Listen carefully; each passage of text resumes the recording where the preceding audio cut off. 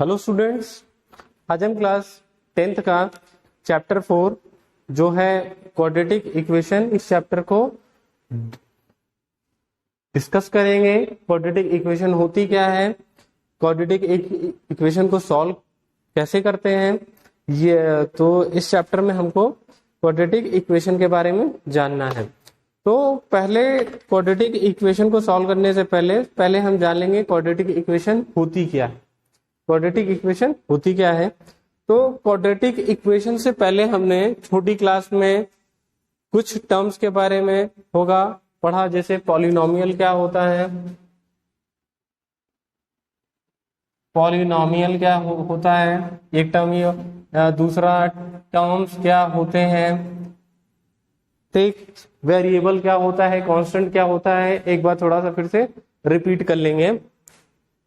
तो जो भी हमारी अल्फाबेट्स जो हम लेते हैं ए से लेके जेड तक के, उनको हम वेरिएबल कहते हैं। Alphabets A B C D जो जेड तक के हम लेते हैं उनको वेरिएबल कहते हैं। और जो हमारे नंबर्स होते हैं जो कि 1 2 3 4 ये सब कांस्टेंट होते हैं। कांस्टेंट वो होते हैं जिनकी वैल्यू फिक्स होती है, वेरिएबल वो होते हैं जिनकी वैल्यूज हमेशा चेंज होती रहती है। तो वेरिएबल के लिए हम लोग एक्स मान लेते हैं। अब एक वेरिएबल में अगर हम एक कांस्टेंट मल्टीप्लाई कर दें, 3 को मल्टीप्लाई कर दें, तो ये क्या बन जाता है, ये एक टर्म बन जाता है। या तो अगर हम x भी लिख दें तो ये भी एक टर्म है।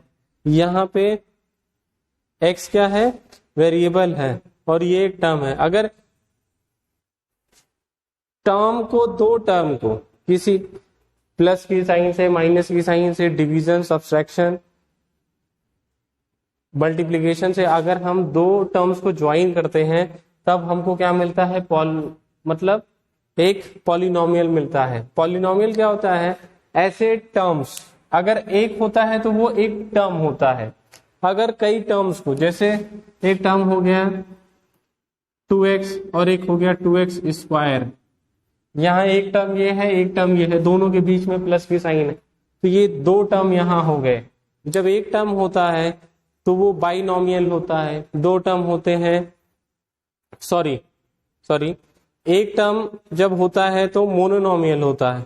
दो टर्म होते हैं बाइनोमियल होते हैं। तीन टर्म होते हैं ट्राइनोमियल होता है। और जिस एक्सप्रेशन में 3 से ज्यादा टर्म होते हैं उनको पॉलिनोमियल कहते हैं। कहीं कहीं किसी बुक में 2 से ज्यादा टर्म को भी पॉलिनोमियल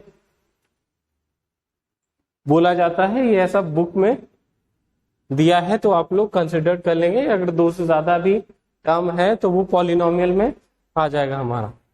तो यहाँ पॉलिनोमियल तो एक ऐसी क्या होती है, एक एल्जेब्रिक एक्सप्रेशन होती है।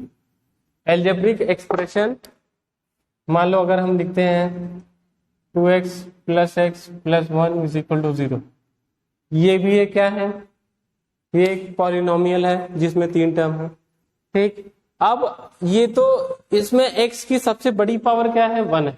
x की, यहाँ पे x की पावर क्या है, 1 है। यहाँ भी x की पावर 1 है। तो x की जो सबसे बड़ी पावर है वो है 1। इसीलिए ये क्या हो जाएगी, किस टाइप की पॉलिनोमियल, ये लीनियर पॉलिनोमियल। कैसी है, लीनियर। जिसमें x की सबसे बड़ी पावर 1 होती है वो उसको क्या कहते हैं, लीनियर। और अगर x की पावर यही अगर 2 हो जाए, x की सबसे बड़ी पावर जो कि देखते हैं यहाँ है 2x स्क्वायर + 2x + 1 = 0। यहाँ x की सबसे बड़ी पावर, यहाँ x की पावर 2 है, यहाँ x की पावर 1 है, यहाँ x नहीं है, यहाँ x की पावर 0 भी हम कर सकते हैं। तो सबसे बड़ी पावर x क्या है, वो यहाँ पे 2 है। तो जब अगर सबसे बड़ी पावर 2 होती है तो वो कौन सी इक्वेशन हो जाती है,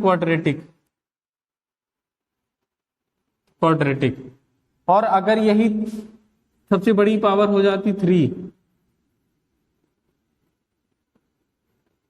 अगर हम एक ऐसी इक्वेशन लिख दी, यहाँ x की सबसे बड़ी पावर क्या है, 3, तो ये क्या हो जाती है, क्यूबिक।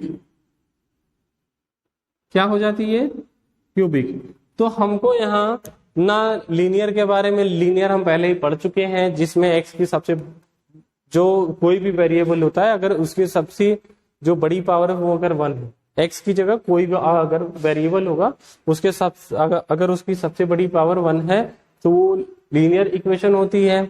अगर वेरिएबल्स की इक्वेशन में वेरिएबल्स की जो सबसे बड़ी पावर है वो 2 है तो क्वाड्रेटिक हो जाएगा। अगर सबसे बड़ी पावर 3 है तो वो क्यूबिक हो जाएगा। अब हमको क्यूबिक के बारे में नहीं पढ़ना है, लीनियर के बारे में नहीं पढ़ना है, किसके बारे में पढ़ना है? क्वाड्रेटिक के बारे में पढ़ना। ये होती है ऐसी इक्वेशन जिसमें वेरिएबल की सबसे बड़ी पावर क्या होती है? 2 होती है। अब जान लेते हैं कि क्वाड्रेटिक इक्वेशन की जो स्टैंडर्ड फॉर्म होता है वो किस टाइप का होता है। Standard form of quadratic equation, तो स्टैंडर्ड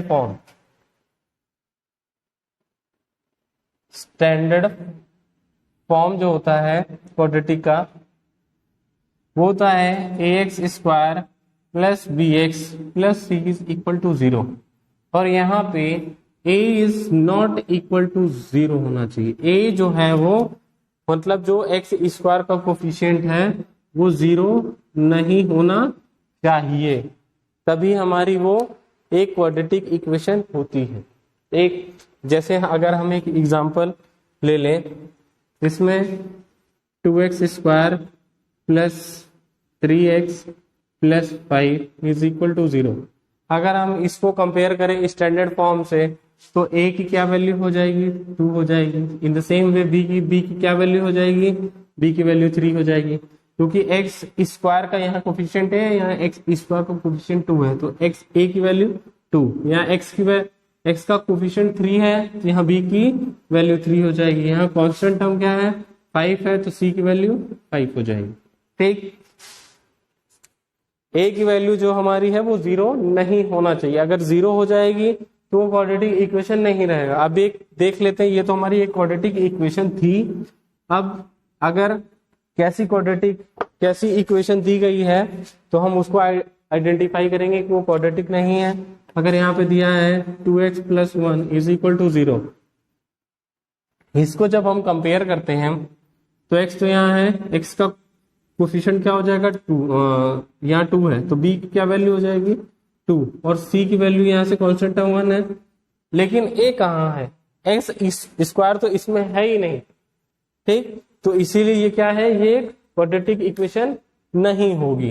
तो जिस इक्वेशन में x स्क्वायर नहीं होता है, ठीक है, x की सबसे बड़ी पावर 2 नहीं होती है, वो क्वाड्रेटिक इक्वेशन नहीं होगी।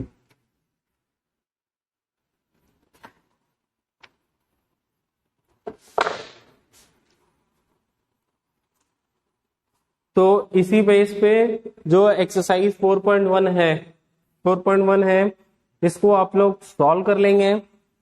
ठीक है, मैं एक क्वेश्चन जैसे है इसमें एक्सरसाइज 4.1 का जो पहला क्वेश्चन है, check whether the following are quadratic equation.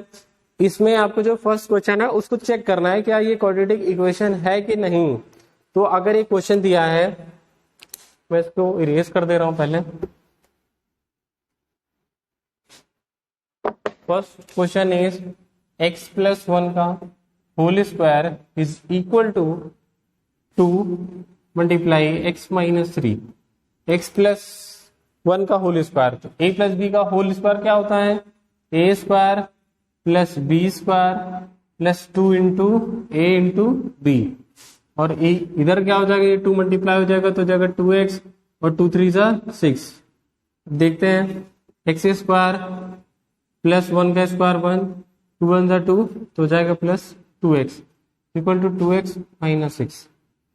ठीक है, अब ये 2x ले आ देंगे इधर, तो x square plus 1 plus 2x minus 2x, ये प्लस 2x इधर आएगा तो माइनस 2x इज, और इधर ये 6 आएगा तो प्लस 6 हो जाएगा इज इक्वल टू 0। अब देखो ये तो कैंसिल हो गया, बचा क्या है? एक्स स्क्वायर, और ये 1 चला जाएगा इसमें ऐड हो जाएगा तो 1 प्लस 6 7। तो इसको जब हम कंपेयर करते हैं किससे? ax square plus bx plus c से।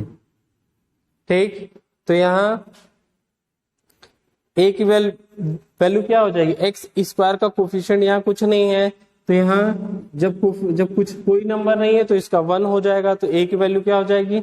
1 हो जाएगी। b है ही नहीं, x है ही नहीं, तो b की वैल्यू 0, c की वैल्यू 7। तो ये क्या है, ये हमारा एक क्वाड्रेटिक इक्वेशन है, ठीक है। क्योंकि यहाँ ए स्क्वायर की वैल्यू, अरे ए स्क्वायर का कोफिशिएंट 0 नहीं है, इसीलिए ये एक क्वाड्रेटिक इक्वेशन है। यहाँ ए की वैल्यू 1 आई है। जिस इक्वेशन में ए की वैल्यू 0 हो जाएगी वो क्वाड्रेटिक इक्वेशन नहीं रहेगी। ये आप लोग ध्यान देंगे और इसी तरह से आप लोग 4.1 एक्सरसाइज को सॉल्व कर लेंगे। बाकी जो क्वेश्चन दिए हैं, क्वेश्चन नंबर 2 है, 2 के जितने भी पार्ट हैं उसमें आप लोगों को स्टेटमेंट के हिसाब से क्वाड्रेटिक इक्वेशन फॉर्म करना है, ठीक है, यही करना है। बाकी 4.2 हम लोग डिस्कस करेंगे नेक्स्ट वीडियो में। तब तक के लिए थैंक यू।